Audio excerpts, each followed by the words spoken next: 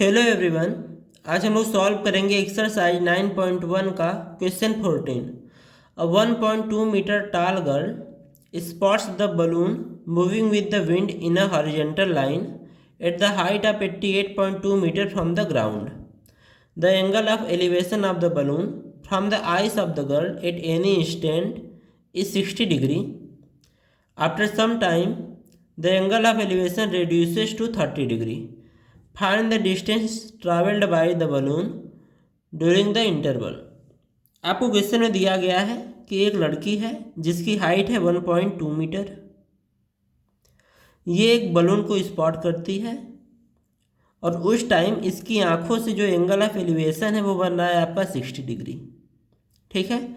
साथ में ये जो बलून है ना, इसका जो ग्राउंड से डिस्टेंस है, ग्राउंड से जो इसका हाइट है वो है 88.2 मीटर।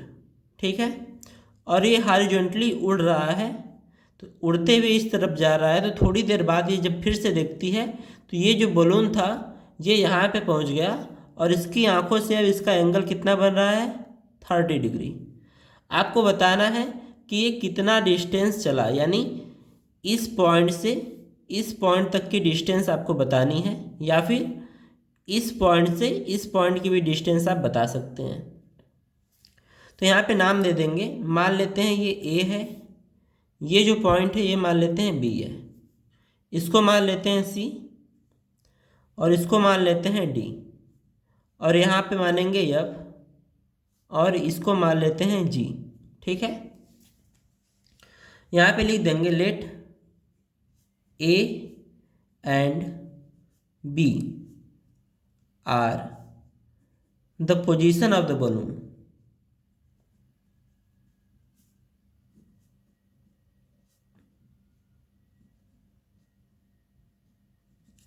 इसके अलावा एफ जी क्या है, ये है आपकी लड़की, तो इसको लिख देंगे F G is the girl. ठीक है।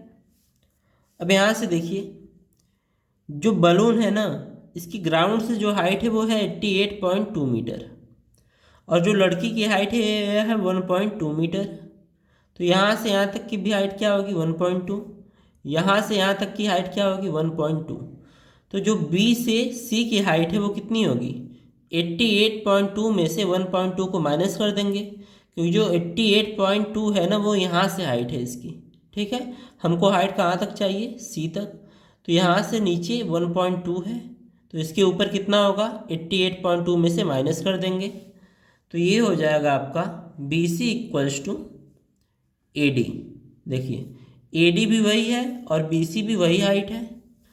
ये हो जाएगा आपका 88.2 माइनस 1.2। जो लड़की की हाइट है उसको हम लोग माइनस कर देंगे, क्योंकि इसकी आंखों से जो एलिवेशन एंगल बन रहा है यहाँ से बनता तो माइनस नहीं करते हैं, यहाँ से बन रहा है इसलिए माइनस कर देंगे। तो ये हो जाएगा 87 मीटर। ठीक है। तो जो बी सी की लेंथ है वो है 87 मीटर। इसके साथ साथ जो ए डी की लेंथ है वो कितनी आ जाएगी 87 मीटर। और 88.2 क्या है, ए की जो डिस्टेंस है नीचे से एकदम ग्राउंड से वो है। ठीक है। हमको केवल डी तक की डिस्टेंस चाहिए। अब देखेंगे इन ट्रायंगल, देखिए ये डिस्टेंस हमें पता है ए से डी तक की, इसके अलावा ये एंगल भी पता है। तो इस ट्रायंगल का यूज करके हम लोग एफ से डी तक की डिस्टेंस निकाल लेंगे। तो in triangle A F D, इस ट्रायंगल में जो एंगल एफ है ये वाला एंगल ये है आपका 60 डिग्री। इसके अलावा जो ए डी की लेंथ है वो है 87, ए डी की लेंथ है 87 मीटर। तो यहाँ से हम लोग एफ डी की लेंथ निकाल लेंगे। तो इस एंगल के लिए ये परपेंडिकुलर है और ये बेस है, तो परपेंडिकुलर और बेस का रेशियो क्या होता है 10 होता है। तो 10 F is equal to A D upon F D. तो यहाँ से हमें क्या मिलेगा, एफ की वैल्यू पुट करेंगे तो 1060 हो जाएगा। इसके अलावा ए डी की वैल्यू है 87 और एफ डी की वैल्यू हमें नहीं पता, ऐसे ही छोड़ देंगे। तो यहाँ इसकी वैल्यू होती है √3 equals to 87/FD। Cross multiply करेंगे तो क्या मिलेगा, √3 का मल्टीप्लाई FD में होगा इक्वल्स टू 87 का मल्टीप्लाई 1 में करेंगे तो 87। तो FD की वैल्यू आ जाएगी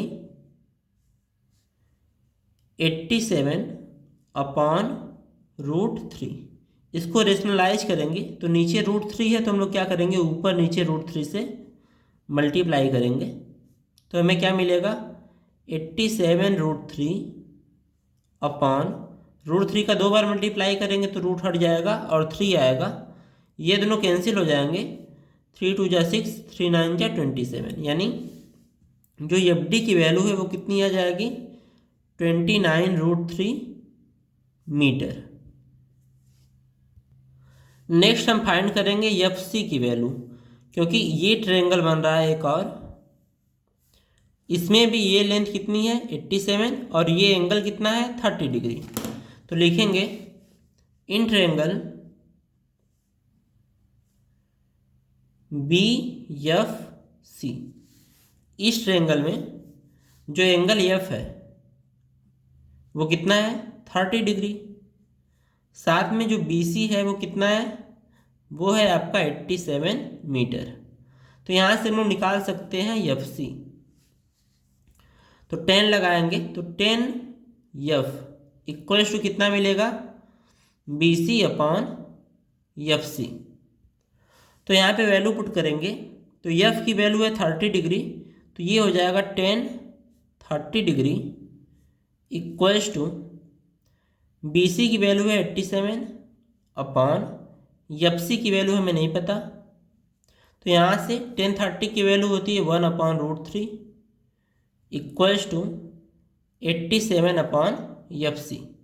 क्रॉस मल्टीप्लाई करेंगे तो FC की वैल्यू क्या आ जाएगी, FC इक्वल्स टू आ जाएगा, FC का मल्टीप्लाई 1 में FC और 87 का मल्टीप्लाई करेंगे √3 में, तो FC की वैल्यू आ गया 87√3 मीटर।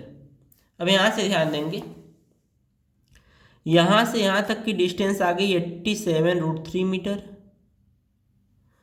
और यहाँ से यहाँ तक की जो डिस्टेंस है वो कितनी है, वो है आपकी 29√3।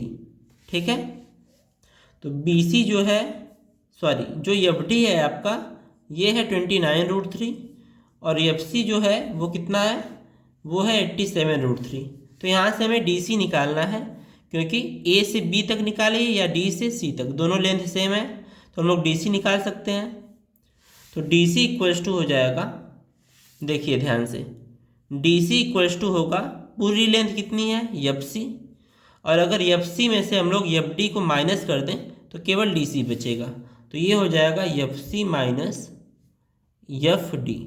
ठीक है, ये दोनों वैल्यू हमें पता है तो वैल्यू पुट कर देंगे। तो FC की वैल्यू है 87√3, इसमें से माइनस करेंगे 29√3। ठीक है, तो 87 में से 29 माइनस करेंगे तो ये आएगा आपका 58। तो 58√3 मीटर हो जाएगा, ये हो जाएगी आपकी DC की वैल्यू और यही हमसे पूछा गया था। आप यहाँ चाहें तो √3 की वैल्यू पुट कर सकते हैं, तो ये हो जाएगा 58 इंटू √3 की वैल्यू होती है 1.73 और इसको मल्टीप्लाई करने पे जो वैल्यू आएगी वो आएगी 100.34 मीटर। ठीक है, तो जो DC की लेंथ है वही हमें निकालना था, तो लिख देंगे therefore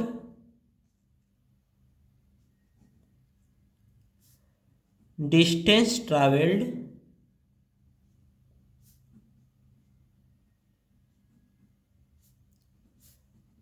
by balloon is 100.34 metre. आप चाहें तो आंसर को यहीं पे छोड़ सकते हैं, आप चाहें तो इसको पूरा सॉल्व कर सकते हैं।